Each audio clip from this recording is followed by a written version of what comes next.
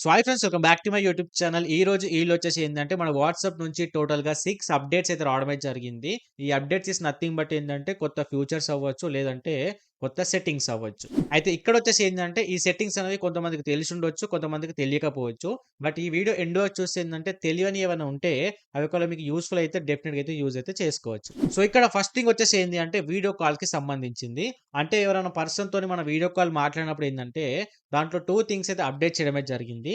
దాంట్లో మొదటిది వచ్చేసి ఏంది అంటే, మనం ఏదైనా వీడియో కాల్ మాట్లాడినప్పుడు ఫిల్టర్స్ అనేవి చేంజ్ చేసుకోవచ్చు. అంతేకాకుండా ఎఫెక్ట్స్ అనేవి పెట్టుకోవచ్చు. ఓకేనా? అంటే అక్కడ ఏందంటే ఫిల్టర్స్ అంటే నథింగ్ బట్ ఏందంటే కలర్ ఫిల్టర్స్ అవ్వచ్చు. అంతేకాకుండా ఎఫెక్ట్స్ విషయానికొస్తే ఏందంటే ఎమోజికి సంబంధించిన ఎఫెక్ట్స్ అయితే ఉంటాయి గదా! మనకు టిక్‌టాక్‌లో ఉంటాయి గదా! అలాంటి ఎఫెక్ట్స్ అనేవి వీళ్ళు వాట్సాప్‌లో గూడా యాడ్ చేయడమే జరిగింది. సో, మీరేదైనా ఫన్నీగా అయితే క్రియేట్ చేసుకోవడానికి మీరైతే అదైతే యూజ్ అయితే చేసుకోవచ్చు. అండ్ దీంట్లోనే ఇంకో అప్డేట్ వచ్చేసి ఏందంటే, మనకేందంటే బ్యాక్‌గ్రౌండ్ గూడా చేంజ్ జేసుకోవచ్చు. ఏందంటే మనకు ఆఫీస్‌లో ఉన్నట్టు బ్యాక్‌గ్రౌండ్ కానీ, లేకపోతే హాల్‌లో ఉన్నట్టు గాని, కిచెన్‌లో ఉన్నట్టు ఏందంటే, కొన్ని మనకేందంటే దాంట్లో బ్యాక్‌గ్రౌండ్స్ అనేవి ఇవ్వడమే జరిగింది. ఆ బ్యాక్‌గ్రౌండ్స్ అన్ని సెట్ చేసుకుంటూ మనం ఏందంటే ఇంకో పర్సన్‌తోనైతే వీడియో కాల్ మాట్లాడొచ్చు. ఇది ఎలా ఉంటుందంటే సైడ్‌లో మీకు వీడియో డిస్‌ప్లే అవుతుంది గదా! ఒకసారి క్లారిటీగా చెక్ చేసుకోండి. ఆ సెట్టింగ్ ఎక్కడుంటుంది? ఎలా ఆన్ జేసుకోవాలనేది గూడా మీకు అందులో క్లారిటీగా అయితే అర్థమవుతుంది. అండ్ దీంట్లో సెకండ్ థింగ్ వచ్చేసి ఏంది అంటే స్క్రీన్ షేర్. ఓకేనా? సో, స్క్రీన్ షేర్ అనొచ్చు, లేకపోతే షేర్ స్క్రీన్ అని జెప్పేసి అయితే ఉంటుంది దాంట్లో వచ్చేసి. మీరు వాట్సాప్‌లో ఏందంటే వేరే పర్సన్‌తోని కాల్ మాట్లాడినప్పుడు గాని, లేకపోతే వీడియో కాల్ మాట్లాడినప్పుడు ఏందంటే, కింద మనకు 3 డాట్స్ అయితే ఉంటుంది. దాన్ని మీరు సెలెక్ట్ చేసుకుంటే ఏందంటే, మీకు షేర్ స్క్రీన్ అని చెప్పేసి ఉంటుంది. ఆప్షన్ మీద క్లిక్ చేసుకున్న తర్వాత ఏందంటే, మీ యొక్క స్క్రీన్‌లో రికార్డ్ అదంతా కూడా అవతల పర్సన్‌కి అయితే కనిపిస్తూ ఉంటుంది. అంటే ఏదైనా ఇన్ఫర్మేషన్ మీరు మొబైల్‌లో ఎక్స్‌ప్లెయిన్ చేయాలనుకున్నా సరే, లేకపోతే ఇన్ఫర్మేషన్ అందులో చూయించాలని చెప్పేసి అనుకున్నప్పుడు ఏందంటే, డైరెక్ట్‌గా మీరు ఫోటోస్ గాని అన్నీ షేర్ చేయకుండా, డైరెక్ట్‌గా ఏందంటే స్క్రీన్ షాట్ చేస్తే ఏందంటే, ఇందులో అంతా కూడా కనిపిస్తుంది కాబట్టి వాళ్ళకి క్లియర్ కట్‌గా అయితే అర్థమవుతుంది. సో, గుర్తుపెట్టుకోండి, ఓన్లీ తెలిసిన పర్సన్‌తోని మాత్రమే ఈ యొక్క స్క్రీన్ షేర్ అయితే చేసుకోండి. అండ్ దీంట్లో థర్డ్ థింగ్ వచ్చేసి ఏందంటే మెసేజ్ ఎడిటింగ్. ఓకేనా? అంటే పర్సన్ కన్నా మీరు మెసేజ్ చేస్తారు గదా! మెసేజ్ చేసిన తర్వాత సెండ్ అయిపోయిన తర్వాత మీకు 15 మినిట్స్ టైమ్ లోపు ఆ మెసేజ్‌ని మీరైతే మళ్ళీ ఎడిట్ అయితే చేసుకోవచ్చు. అంటే ఇప్పుడు ఏదైనా పర్సన్‌కి మీరు విషెస్ చేశారనుకోండి. దాంట్లో ఏదైనా ఇన్ఫర్మేషన్ మర్చిపోయారనుకోండి. అప్పుడు మీరేం చేయాలంటే ఆ మెసేజ్ ఎడిటింగ్ ఆపరేషన్ ఏందంటే ఆ మెసేజ్ పైన లాంగ్ ప్రెస్ చేశారనుకోండి. పైన 3 డాట్స్ మీద క్లిక్ చేసుకుంటే ఏందంటే అక్కడ మీకు ఎడిట్ ఆప్షన్ అయితే ఉంటుంది. దాని మీద క్లిక్ చేసుకుంటే ఏందంటే ఏదైనా మెసేజ్ అనేది టైప్ చేయవచ్చు. లేకపోతే టైప్ చేసిన దాంట్లో ఏమైనా కరెక్షన్ చేసుకొని డిలీట్ చేయాలనుకున్నా కూడా డిలీట్ అయితే చేసుకోవచ్చు. బట్ ఏందంటే సెండ్ చేసిన తర్వాత మీకు ఎడిట్ చేసినట్టుగా కింద మనకు ఎడిట్ ఆప్షన్ అని చెప్పేసి రావడమే జరుగుతుంది. సో, దానివల్ల ఏందంటే అవతల పర్సన్ కనిపిస్తుంది ఎడిట్ చేసినట్టు.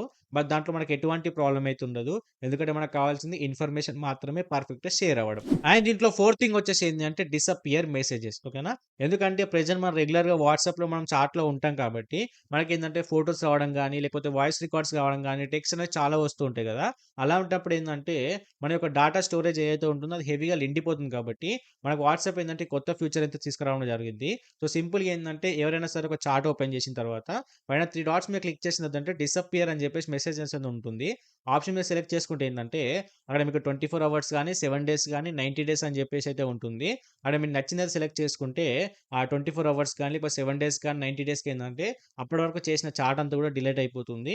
మళ్ళా కొత్త చాట్ అంతా కూడా మీకు వస్తూ ఉంటుంది. ఓకేనా? అండ్ దీంట్లో ఫిఫ్త్ థింగ్ వచ్చేసి ఏంది అంటే ఆటోమేటిక్ డ్రాఫ్ట్. ఓకేనా? ఇది ఎలా వర్క్ అవుతుందంటే ఇప్పుడు ఏదైనా పర్సన్‌తోని మీరు చాట్ చేయాలని చెప్పేసి వాళ్ళ చాట్ ఓపెన్ చేసిన తర్వాత ఆ టెక్స్ట్ బాక్స్‌లో మీరు టెక్స్ట్ అనేది ఎంటర్ చేస్తారు కదా! ఎంటర్ చేసిన తర్వాత ఇప్పుడు ఏదైనా సడెన్‌గా మీరు బ్యాక్‌కి వెళ్ళాల్సిన సిట్యుయేషన్ వచ్చిందనుకోండి.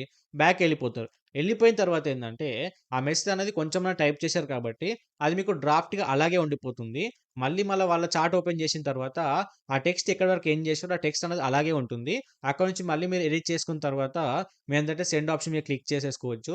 లేదు అనుకుంటే కంప్లీట్‌గా క్లియర్ చేసి బ్యాక్ వచ్చేసారనుకోండి, అదంతా కూడా రిమూవ్ అయిపోతుంది. ఓకేనా? ఎందుకంటే కొంతమంది ఏదైనా సిట్యుయేషన్‌లో ఎమర్జెన్సీ సిట్యుయేషన్‌లో చాట్ చేసేటప్పుడు ఏందంటే బ్యాక్‌కెళ్ళాల్సిన సిట్యుయేషన్ వస్తుంది కాబట్టి, సో, అది డ్రాఫ్ట్‌లో అలాగే ఉండిపోతే మళ్ళీ రీ ఎంటర్ చేయాల్సిన అవసరం ఉండదు అని చెప్పేసి వాళ్ళు ఈ ఆప్షన్ అయితే తీసుకురావడం అయితే జరిగింది.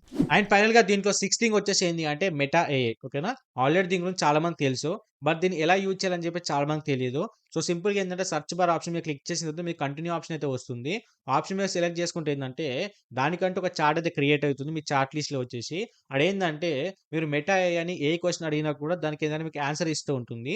ఎక్కువ ఏందంటే ఏదైనా ఫెస్టివల్‌కి సంబంధించిన మీకు ఏదైనా గ్రీటింగ్ కార్డ్స్ కావాలన్నా సరే, కంప్లీట్‌గా ఏదైనా స్పెసిఫిక్ సంబంధించిన టాపిక్‌కి సంబంధించిన ఇన్ఫర్మేషన్ కావాలి అనుకున్నా కూడా మీరేందంటే మెటా ఏఐని అడిగితే దానికి సంబంధించిన అంతా కూడా మీకు టెక్స్ట్ రూపంలో ఇవ్వడమే జరుగుతుంది. సింపుల్‌గా ఏందంటే మీరు కాపీ చేసుకొని మీకు కావాల్సిన వాళ్ళకైతే సెండ్ చేసుకోవచ్చు.